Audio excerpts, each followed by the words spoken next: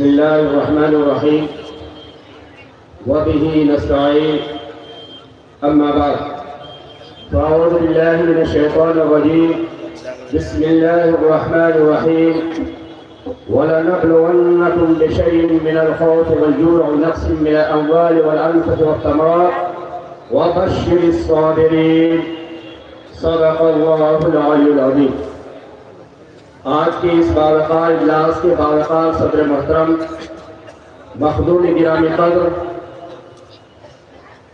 پیر و مرشد حضرت امیر شریعت حضرت مولانا سید احمد ولی فیصل رحمانی صاحب مدت العالی سجادہ نشین خانقاہ رحمانی منگیر، اسٹیج پہ تشریف فرما ہمارے اساتذہ کرام، معزز کرام، محترم بزرگوں، امت مسلمہ کے غیور نوجوانوں اور عزیز بچوں،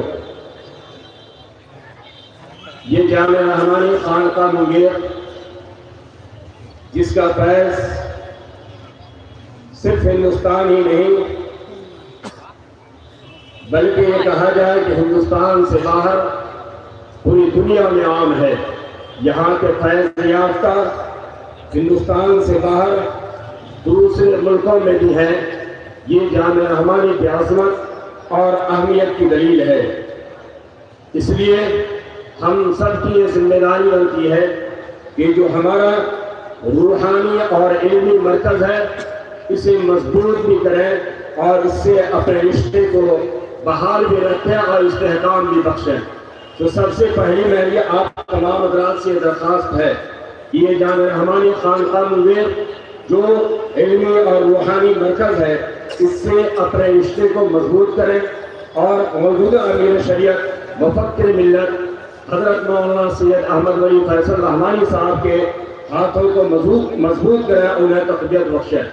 محترم حضرات، میں نے جو قرآن کریم کی آیت پڑھی ہے اس کی روشنی میں بہت ہی مختصر وقت میں ہم آپ کے سامنے چند باتیں عرض کرنا چاہتے ہیں۔ آج جو دنیا کے حالات ہیں اور خصوصاً ملک کے جو حالات ہیں، آج مسلمان کس طریقے سے اس ملک میں کرب اور اضطراب کی زندگی گزار رہا ہے۔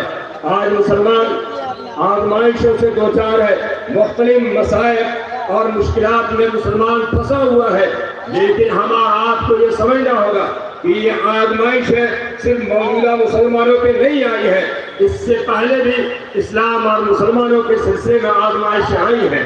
انبیاء کرام علیہ الصلوۃ والتسلیم کے ساتھ بھی آزمائشیں آئی۔ آپ تمام حضرات کو وہ واقعہ سنا ہوگا کہ جب حضرت ابراہیم علیہ السلام نے اللہ کی وحدانیت کی جانب لوگوں کو بلایا، اپنی قوم کو بلایا، تو ان کی قوم نے کیا کیا؟ نمرود نے آگ جلایا، اس میں حضرت ابراہیم علیہ السلام کو ڈالا گیا اور وہ آگ اللہ کے حکم سے گلے گلزار بن گئی۔ اسی طریقے سے حضرت یوسف علیہ السلام کے ساتھ بھی آزمائش آئی، انہیں تاریخ کنویں میں ڈالا گیا۔ جب ان سے وہ باہر نکلے تو قید کی صحبتیں اور جیل میں بھی انہیں ڈالا گیا اور جیل کی صحبت بھی انہیں برداشت کرنی پڑی۔ خود ہم سب کے محبوب نبی آقا انعامدار تاجدار مدینہ احمد مصطفیٰ محمد مصطفیٰ صلی اللہ علیہ وسلم کو بہت زیادہ تکالیف پہنچائی گئی۔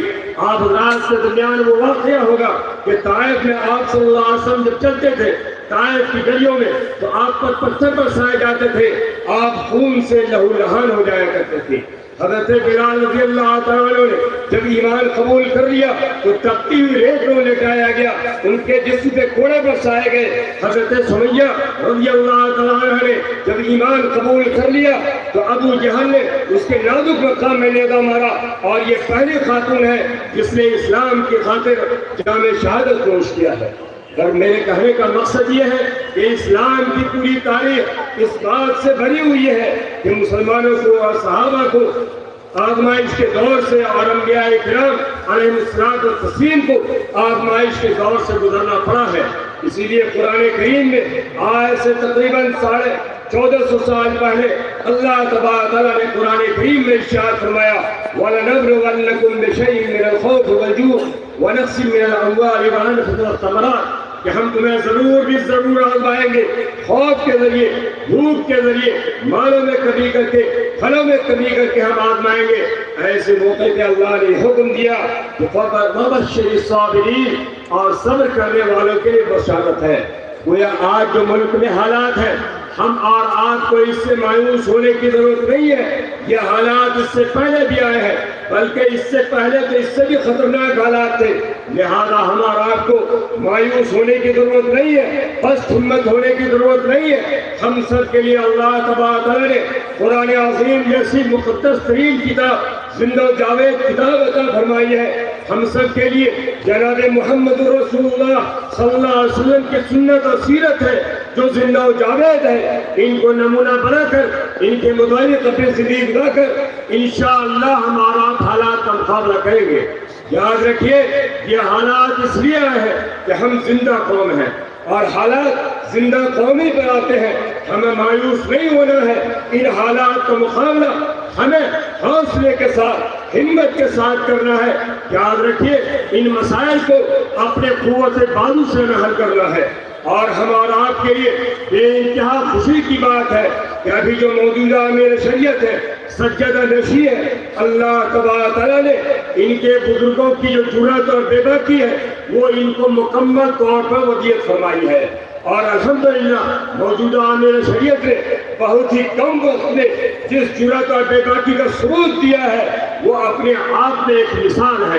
آپ نے دیکھا کہ موجودہ امیر شریعت نے آپ تمام حضرات کے تعاون سے یہ فیصلہ کیا کہ گاندھی میدان میں وقت بچاؤ، دستور بچاؤ کانفرنس کی جائے۔ حضرت نے بڑا جرأت مندانہ یہ فیصلہ کیا تھا۔